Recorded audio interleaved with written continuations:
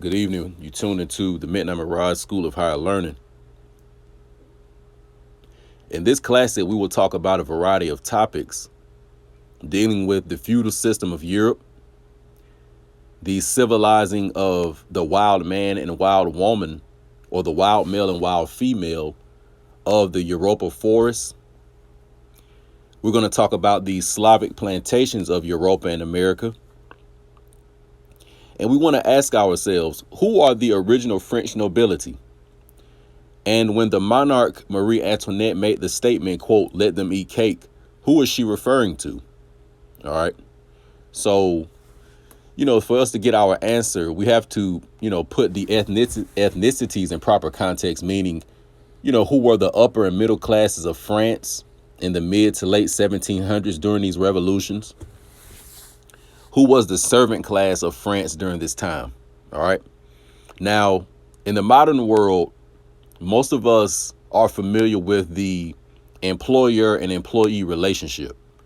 Most of us that get a job, when you get your interview, after that, you fill out the W-4, you work, and then at the end of the year, they send you a W-2 that shows all your wages, your federal withholding on income tax, and a couple other figures. But you have this system of the employee and the employer. And based on the cost of living, inflation, and some of the other events that's going on in this country and the world today, a lot of people that are under the, territory of the United States of America are having a hard time with keeping up with the cost of living, whereas the wages are not increasing. So what's going on right now is inflation is basically when the corporations, those who provide goods and services, increase the prices for whatever reason. And the primary reason is so they can make more money. So it's about the profit. It's about the net income on the income statement. All right. So the prices are increasing, and that's called inflation.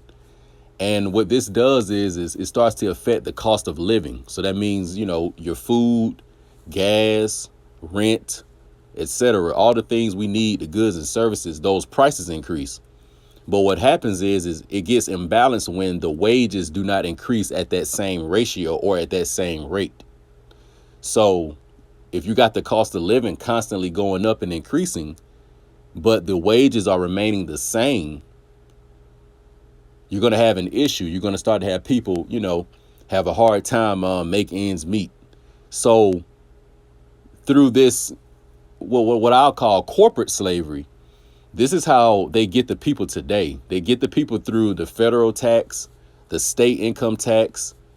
They get you through inflation. Another example would be you had a bank in California in the Silicon Valley recently go under. OK, and that bank is going to need a bailout from the federal government. Now, in order to bail this bank out, the question has to be, well, where is the money going to come from? Well, the federal government, the Federal Reserve, they're going to print more dollars out of thin air. And they're going to put that money into, the possession of these banks in California that they're bailing out, and probably other ones that we don't know about yet. And what this is going to do is it's going to weaken the value of the dollar. So understand this. The more something is seen and available, the less value it has.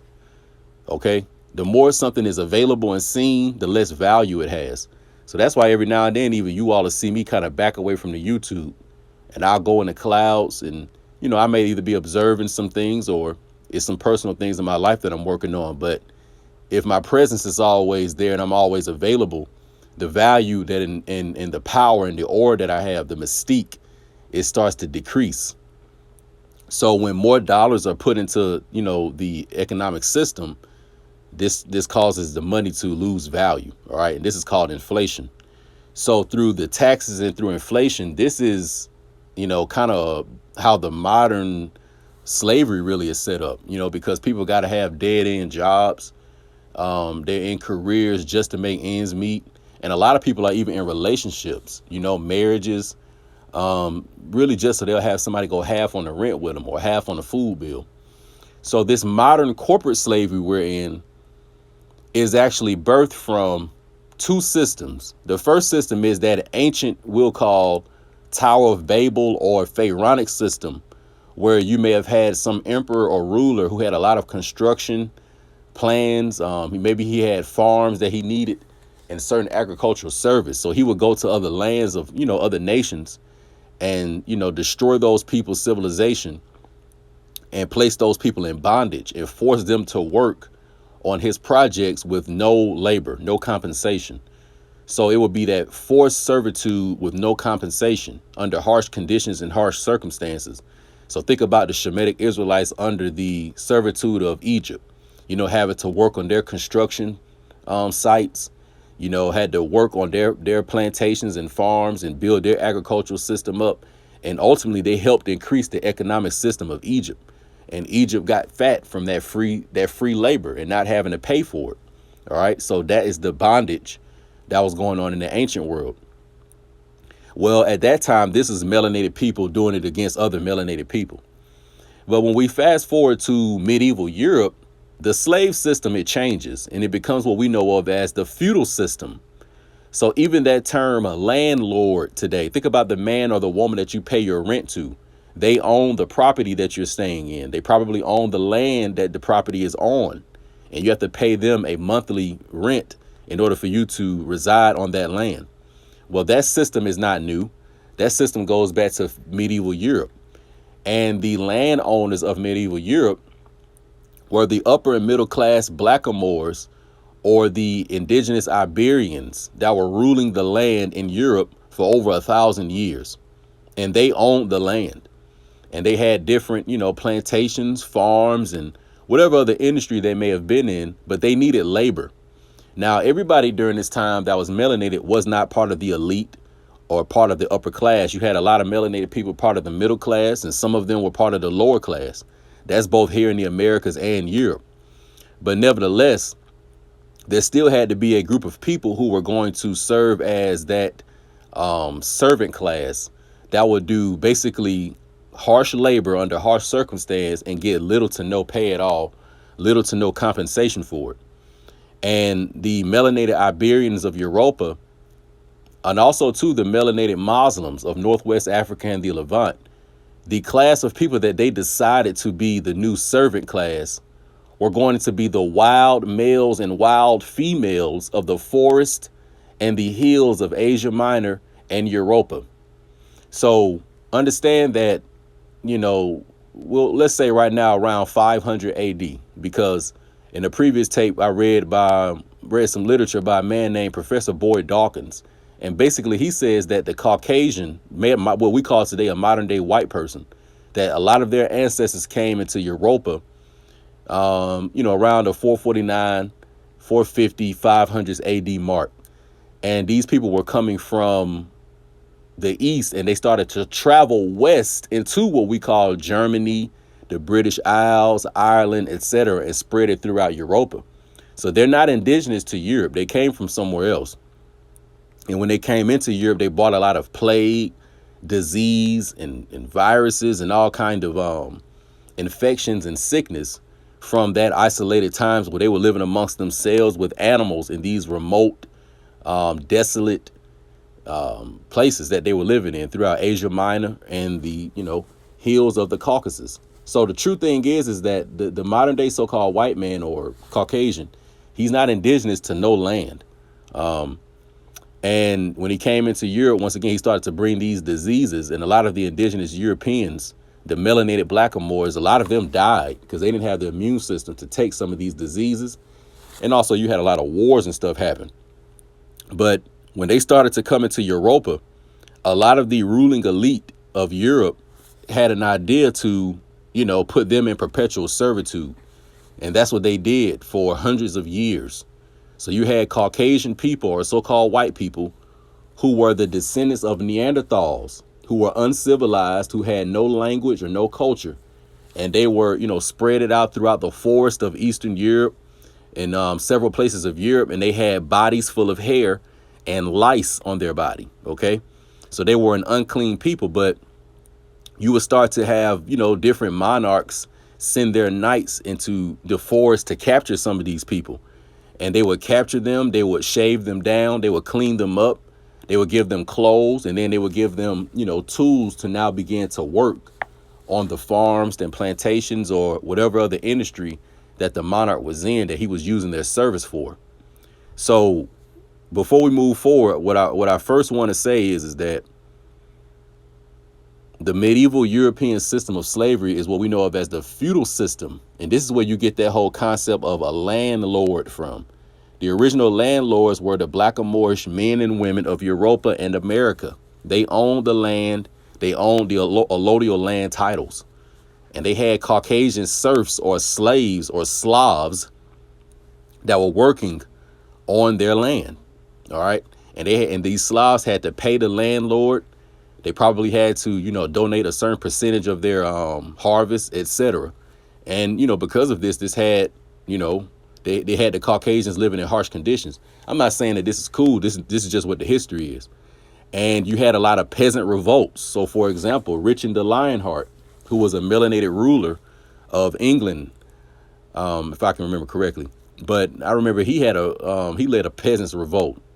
And basically, he finessed, a lot of the Caucasian Slavs and made them think that their workload would decrease, where he actually increased their workload. And they were very, very hungry. So, it's only so much of that they were going to be able to deal with. And a lot of these Caucasian peasants started to revolt.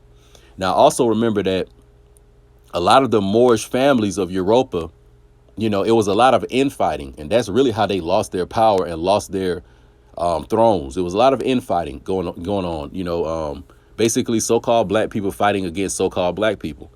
And what they would do is they would go and get some of these Caucasian serfs and they would make them fight on their behalf. So imagine a so-called black man from France or a black man from Germany, and he has some Caucasian serfs that may work on his farm, on his plantation.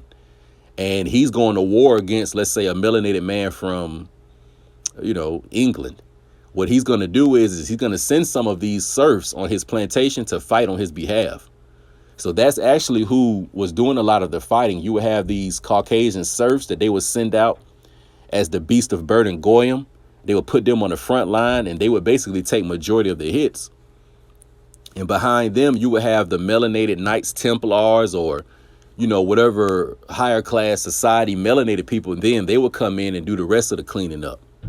And of course, ruling over all of them was this melanated king of France or England or, Denmark or wherever it was. So, so understand that's what the order of society was. You had these so-called black elite, in the upper and middle class, and the peasants or the serf class were the Caucasians. And these Caucasian people came from the foothills and the forests of Europa. And they had, body hair, and we'll look at a few pictures of them in a minute.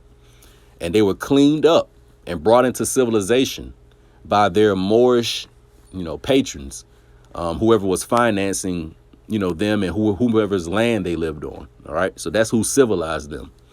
I also remember that when the 13 colonies were created, the indigenous landowners were the, Aboriginal Americans, and they started to lease and rent land to the melanated businessmen who came over here and set up plantations and set these colonies up. So for example, you may have had, let's say, a melanated Celt or a melanated Irishman, and he set up, let's say, a tobacco farm, in Virginia, modern day Virginia. But let's say it was a melanated Powhatan that he had to rent or lease the land from. So the melanated Powhatan, he rented him some land, and he may have even taught him how to grow the tobacco. But this melanated Irishman, he's going to be responsible for his own labor. You see, so that's where a lot of the problems came. Who's going to do the labor? And that's when they started to import these Caucasian people into the Americas. All right. And that actually is what they call European slavery. All right.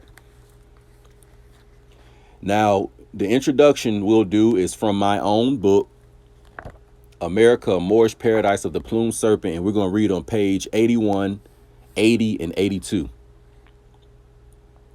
Indigenous Americans and their Europa cousins are labeled blackamoors in some history books, regardless of the continent or nationality of the person. Moorish caliphates throughout the Levant and Northwest Africa and their harems were home to Peregrinus albanus Gauls, a more human group of German wild people who had been mixing with Moors or Aboriginal Europeans for quite some time. For the past 2,000 years, the world has been run by one of two great forces, the Moorish Empire of the Order of Islam and the Roman Empire of the Order of Christendom. Both of these empires were originally full-blooded, dark-skinned, copper-colored descendants through the line of Abraham. They both practiced pure Hebraic cultures at first, but their levels of discipline is what varied. These populations engaged in mass amalgamation with pale phenotypes, which bleached their images to death, changing the face of both nations. So, as I was saying earlier, the original French, the original even Muslim empires, these were melanated people, but they started to mix with some of the wild males and wild females that they brought into their civilizations to, put the burden on them. But they started to raise them up and mix with them as well. So what we're going to do next is, let's see, where do I want to go? Maybe one more part in here. Yeah, we'll save that for another time. So what we're going to do now is on the picture we have on the screen in front of you, we have an image of a man named Joseph Bologna, aka Chevalier de Saint George, 1745 to 1799, was a composer, conductor, and a violinist. Prior to the revolution in France, he was also famous as a swordsman and equestrian. The rest of his biography, as provided by the albinos or the Caucasian, is the usual nonsense of an African somehow winding up in Europe. So this is an original Iberian or an original Frenchman, all right? And it said this man lived from 1745 to 1799. He was a composer, a conductor, a violinist, an equestrian, and a swordsman. So these are the type of people that were ruling in France, all right? So this is how a Frenchman looks. These are the original French that I'm talking about, who were the landowners, and they were part of the upper and middle class, all right? Marie Antoinette, she was an Iberian person of melanated image, all right? And once again, our people come in various skin tones. So you could be a so-called black person and be light-skinned, or you could be a so-called black person and be dark-skinned. So we're not really getting caught up into the whole skin tone thing, all right? Because, we come in a variety of skin tones. So the next thing we're going to do real quick is look at a quick article written by John M. Cunningham on Britannica.com. Did Marie Antoinette really say, quote, let them eat cake? Now, me personally, it really doesn't matter whether she said it or not. We're looking at the context of what she was talking about and who she was talking about. Quote, let them eat cake, end quote, is the most famous quote attributed to Marie Antoinette, the Queen of France during the French Revolution. As the story goes, it was the Queen's response upon being told that her starving peasant subjects had no bread. Because cake is more expensive than bread, the anecdote has been cited as an example of Marie Antoinette's obliviousness to the conditions and daily lives of ordinary people. So you can see right here that, Marie, once again, whether she said this or not, it doesn't matter. This is how those monarchs think. It's the same way as the elite think today, or those in the upper class that own these banks and corporations. You think that Silicon Valley cares that it's going to cause inflation because they got to get a bailout, and that's going to cause the average so-called United States citizen and Americans' prices to go up on goods and services? They could give a shit. They got the same mentality today as they do back then. It's just back then they were melanated, and today they're Caucasian. All right. Now, through the American Revolution, the French Revolution, these revolutions were also used to topple a lot of the Moorish rulers, the kings and queens who were sitting on the throne. So even though it was another melanated person they was fighting against, but now you're starting to have small pockets and groups of Caucasians starting to rise up in these revolutions. And they were being financed by a lot of these illuminists behind closed doors that were melanated people. They just may have been going against the Catholic Church or going against some other, so-called group of black people that was in Europe that they politically didn't have ties with. So a lot of these Caucasian serfs and a lot of these Caucasian peasants, they were being financed, trained, assisted, and helped by melanated families who were using them to gain power. All right. So keep that in mind. So the same way today, how people feel like, man, I need a raise on my job. The prices of eggs, the prices of gas, my rent is constantly going up, but my paycheck is not going up. How am I going to be able to, keep up with the prices? The corporate owners do not care. The board of directors do not care. The Federal Reserve chairman, they do not care. All right. So this is that mentality. Like I say, the Tower of Babel mentality, the Nimrodic mentality, the Pharaonic mentality, the Herodian mentality. You see what I'm saying? This is the so-called slave master mentality. All right. And the original slave master is the so-called black man. All right. So right here now, even though this is historically inaccurate because the elite or the monarch would have been a melanated person, but this is somewhat showing you what began to happen. So right here on the left, right here, they have a Caucasian image, but this really would have been a melanated or an Iberian or a so-called black man who was a king, a earl, a duke, and he was a ruler. And they began to intermarry with some of the wild females that were coming from the foothills of Europa. And they would shave them up. And these were the original bed wenches. So that term bed wench originally was applied to the Caucasian woman. So you had a lot of these, black elite and black rulers throughout Europe. And they were Christians. Some of them may have been traditional Hebrews. And then a lot of them were Muslims. And they started to import these Caucasian women and put them into servitude. So now you have the offspring of this mulatto person that had a slave as a mother, but a nobleman as a father. And now you can see how the titles in the allodial titles, they're starting to be transferred over to these foreigners through situations like this. Now, obviously, by large, the black and Moors of so-called Europe and the indigenous American, we've always procreated with each other more. But a few of us were procreating with the wild man and the wild woman. And this is what started to, allow certain resources and assets to transfer over to them. This is another example. So right here, although they have the images of a Caucasian, but right here, these knights, these would have been the melanated Iberians of Europa. So these would have been so-called black men. And as you can see right here, this is their king. So these would have been the so-called black Knights Templars that were ruling in Europa. And you see what they're doing? You got this wild man right here who's trying to kidnap a woman. You see him with all this hair on him. So this is one of the wild ones in the forest that hadn't been shaved down yet. And you see, what are these knights doing over here? They putting them to death. So these would have been melanated Moorish knights, black men, and they putting this Caucasian wild male to death. They about to throw him in the fire and burn him up. So a lot of them, they would expose them and burn them up because they knew they had these licensed disease. So they would kill them. They would, force them back into the woods, or they would take them and civilize them and make them work on the feudal system and pay a tax or pay rent. All right. So this is a picture of it right here. Although these knights and this king would have been a so-called black man, but they still showing you the history of what I'm talking about. And of course, you got this Caucasian, wild man, body full of hair, trying to kidnap original people. And, of course, over here, the knights had to put him to death. So this is what was going on in Europe.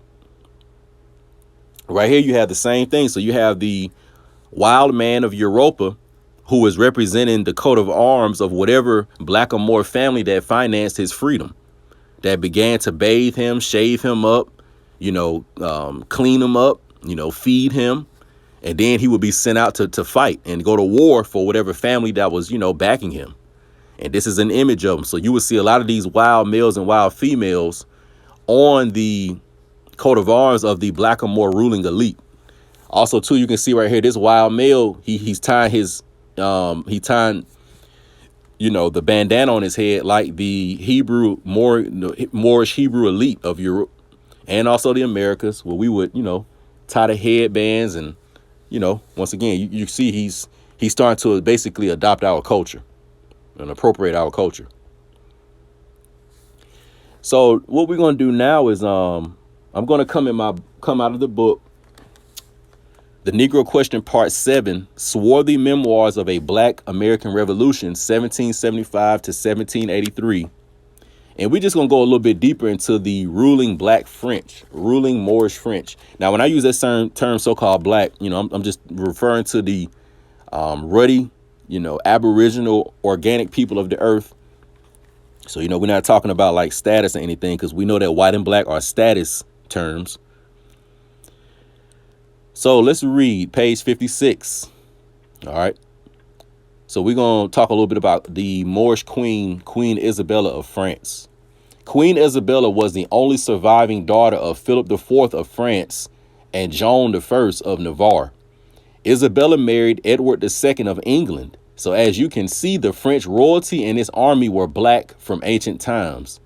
On the next page, I have provided you with an ancient image of King Sancho of Navarre and a medallion with Isabella's face. The image to the right, on the screen right here, what you have is basically some images of the Black Polish Army during the American Revolution, the so-called British and German soldiers that were black, the so-called Black Knights Templars, Huguenot soldiers of France, the so-called Black Haitians, the so-called Black American Indians that were in the war, and the so-called Black Continental Congress soldiers who were the Scots, the Irish, and the Welsh. Once again, all melanated people, copper-colored, ruddy-skinned, tawny people. All right. We're going to probably come back to that image. So right here we have an image of King Louis XIV as the sun god Apollo, found in the French National Museum of Monuments, Abbey of Saint Denis.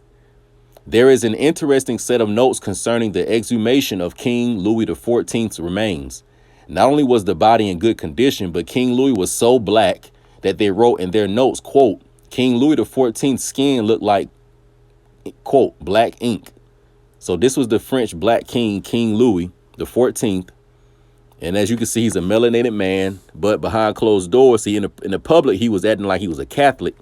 But behind closed doors, he probably was still dealing with the occult and certain esoteric traditions because, he's adorning himself as the sun god Apollo. But nevertheless, this was a, so-called black man who was ruling France. All right.